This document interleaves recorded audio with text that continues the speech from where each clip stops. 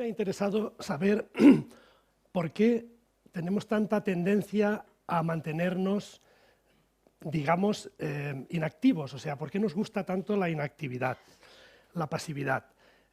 ¿Por qué el carácter de una persona permanece a lo largo de los años? Es algo bastante interesante.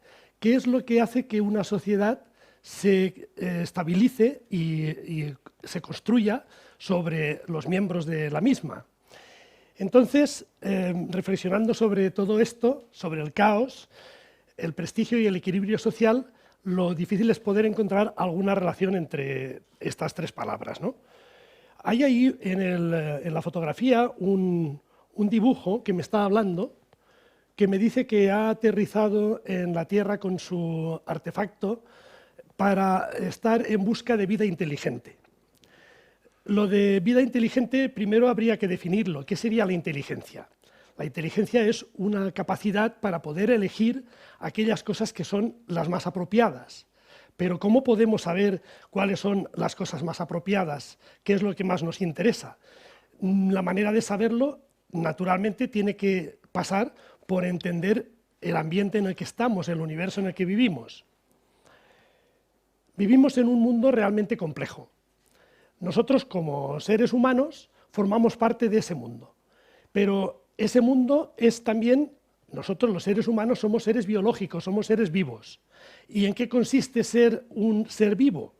En mi libro de biología decía que un ser vivo era aquel que era capaz de relacionarse, de alimentarse y, con un poco de suerte, de reproducirse. Y parece ser que los seres vivos nos incluyen a nosotros como miembros. Además de eso, resulta que somos seres químicos. Cualquiera de nosotros somos una pequeña central térmica que, a partir de los alimentos que ingerimos, somos capaces de generar una corriente estable de unos 100 vatios. Es muy fácil hacer los cálculos. Por ese motivo, cuando aquí hay 100 personas, el aire acondicionado tiene que evacuar 10 kilovatios, el equivalente a 10 estufas de 1 kilovatio, simplemente para mantener la temperatura. Aparte de eso, formamos parte del mundo químico, somos seres químicos, físicos. ¿Cómo sabemos que somos seres físicos? Sufrimos las mismas fuerzas que sufren todas las demás partes de la materia que conocemos. No conozco todavía ningún científico que, cuando tropieza y se cae, se queda estampado contra el techo, normalmente cae al suelo. Es una demostración muy elemental, pero que indica que tenemos características físicas. Y cada una de esas capas influye en nuestro comportamiento. Influye en nuestro comportamiento el ser seres humanos, el ser seres vivos, el ser unos seres que tienen unas reacciones químicas y también el ser seres físicos. De la misma manera que hemos ido, digamos, de dentro a fuera, ahora vamos a intentar hacer el camino contrario, una especie de introspección. ¿Cómo es el mundo físico? El mundo físico, la palabra que desde mi punto de vista lo define, es un caos. El mundo físico es un caos y muchos grandes científicos se han dedicado lo mejor de su experiencia y de sus estudios a poder conocer de qué está hecha la materia o cómo se comporta. Hay un científico genial, que es Newton, que nos legó el conocimiento sobre la inercia. Desde mi punto de vista, es la aportación más importante de Newton a la ciencia, el explicar que la materia no quiere acelerarse, no quiere cambiar su estado de equilibrio. Vinieron luego otros, como por ejemplo Planck, que nos explicó que esa energía que tenemos que darle a la materia para moverse, para acelerar, se transmite en paquetes, no es una función continua. Heisenberg nos introdujo el concepto de incertidumbre. Es materialmente imposible conocer con exactitud la posición y la energía de una simple partícula, cuanto más de un cuerpo verdaderamente complejo como el nuestro. Por si faltaba algo, Schrödinger nos explicó que las partículas materiales tenían también característica de onda. Es un mundo realmente difícil de entender, tan difícil de entender que otros científicos como Bohm intentaron explicar la aleatoriedad, el comportamiento aleatorio, que parece arbitrario, en base a variables ocultas, variables que además va a ser realmente muy difícil que podamos investigar porque ocurren en distancias realmente ridículas. Y ya, por si acaso, faltaba Penrose explicando cómo se puede dividir, digamos, el conocimiento en tres grandes grupos. Por un lado estaría nuestro conocimiento a base de fórmulas y a base de algoritmos, sería un mundo platónico que intenta explicar un universo físico. Y por otra parte, nuestra conciencia, que es la que elabora esos algoritmos y esas fórmulas, forma parte del mundo físico. Entonces se establece una especie de rueda. El pensamiento realmente es una materia que es incomputable, no hay manera de resumirlo en forma de ecuaciones. Bien, ¿y qué opinan los químicos? Ya hemos pasado la página, ahora estamos en el mundo químico. A mí el trabajo que más me impresiona del mundo químico es el de Le Chatelier, que habla sobre el equilibrio. Bien, ¿y qué es el equilibrio? Antes habíamos hablado del equilibrio digamos, en Newton, cuando nos hablaba de que la materia quiere estar en equilibrio, pero ¿qué es equilibrio en química? Si añadimos en un vaso de precipitados un par de sustancias, A y B, que son reactivas, pues reaccionarán y darán como resultado otras sustancias, mediante una reacción que es la que ponemos como A entre paréntesis. Inmediatamente se forman los productos C y D, ellos reaccionan a su vez para volver a producir los reactivos que les han dado origen. Esto es algo que ocurre naturalmente y ocurre en continuo, ocurre de tal manera que llega un momento en el que ambas velocidades de reacción se equilibran y entonces se produce el estado de equilibrio. El estado de equilibrio en química no es un estado estático, es un estado completamente dinámico. Y tiene unas propiedades espectaculares, porque ocurre que el producto de las concentraciones de las sustancias que formaban parte de la reacción es una constante. Esa constante significa lo siguiente: si yo intento modificar la concentración de alguna de las sustancias participantes en la reacción, el sistema vuelve a reaccionar. Por ejemplo, si quito el producto D, que había aparecido aquí como resultado de la reacción, porque es un gas, A más B volverán a reaccionar para volver a producir C más D, es decir, volverán a intentar producir lo que ha faltado, lo que se ha ido. Eso significa, se conoce como el principio de Le Chatelier, que yo lo simplifico de una manera muy elemental diciendo que un sistema en equilibrio se adapta a los cambios. El sistema está reaccionando, se defiende de lo que está ocurriendo en su exterior. Es estable, no quiere moverse, es exactamente igual de inerte que la materia que no quiere acelerar. O sea que en química tenemos un principio muy semejante al físico. ¿Qué pasa con los seres vivos? Seguimos nuestra introspección y aquí hemos dibujado un ser vivo en su entorno.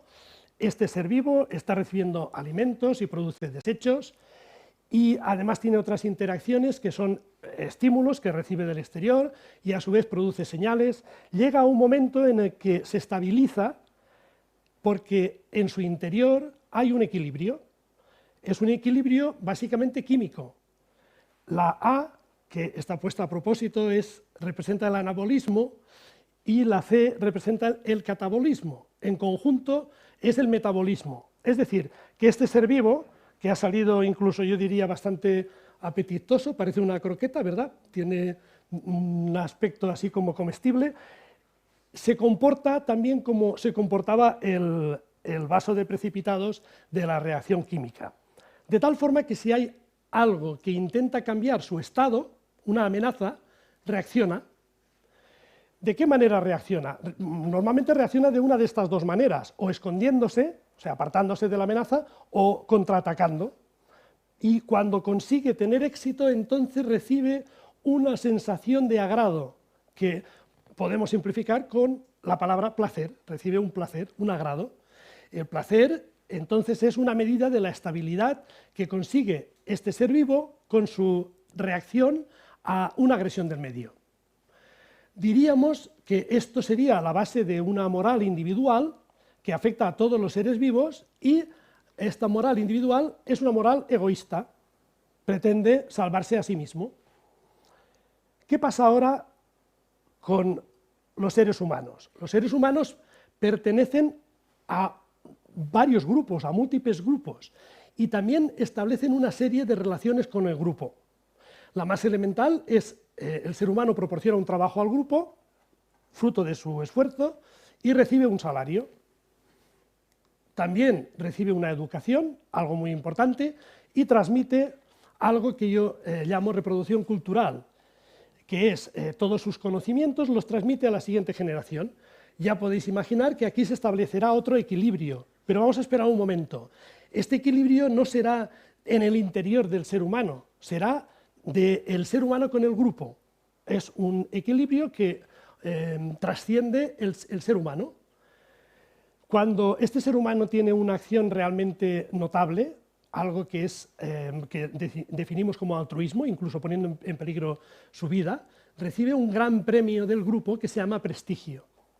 Y el prestigio es, por lo tanto, una medida de la estabilidad que consigue el grupo con la acción de este ser humano. Por lo tanto, hemos reproducido algo semejante a lo que ocurría con la moral individual, pero aquí la moral de grupo es una moral altruista. El grupo se va reforzando cada vez que alguien del mismo está realizando algo en favor del grupo, y así se traban relaciones más intensas y más estables. Fijaros una cosa muy curiosa, tanto el prestigio o reconocimiento o gloria, que puede ser cualquiera de estos sinónimos, como el placer en el comportamiento individual, son medidas, al igual que ocurre con las medidas a escala subatómica. Resulta que las medidas pueden modificar el experimento. De hecho, lo que ocurre es que tanto el placer como el prestigio se convierten en verdaderos estímulos o causas de la acción.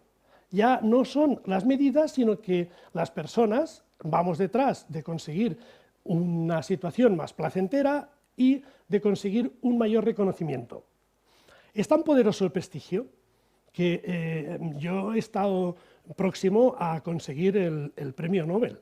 Esto lo sabe muy poca gente, pero lo sabe mi profesor de química orgánica, que así me lo dijo cuando yo me examiné estando haciendo el servicio militar y no había podido acudir a las clases. Hice un examen y él tenía ganas de conocerme. Me dijo: hombre, Teodoro, a usted quería yo conocerle. ¿Sabe qué? Usted tendría que ganar el premio Nobel, ya lo dijo en condicional, cuidado, si fuera verdad lo que puso en el examen. Vale, de acuerdo, fue totalmente, no sé, una ilusión momentánea, pero a mí la verdad es que me animó bastante a continuar. Es un ejemplo un poco más prosaico que lo que nos contaba Steve Jobs, pero va en el mismo sentido, en el sentido de obtener un reconocimiento. Les recomiendo que lean un libro de Martin Puchner, El poder de las historias. Se puede encontrar en cualquier librería, y es un profesor de literatura. Explica cómo Alejandro Magno, antes de conquistar Asia, antes de vencer a Darío, el rey persa, Persia era el enemigo de toda la vida de los griegos, fue a Troya a rendir homenaje a los héroes troyanos, a los héroes griegos que asediaron y vencieron a la ciudad de Troya.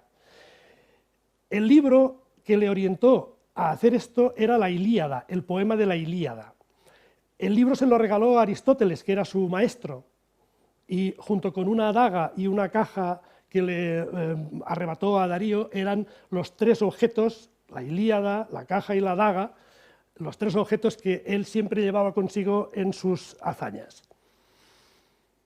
Entonces, después de todo lo que les he comentado y de las interacciones tan importantes que existen, tanto a nivel individual como a nivel estrictamente humano, a ver si va a ser verdad que un poema vale más que 1000 ecuaciones para intentar averiguar cómo se comporta el ser humano. Y eso es todo.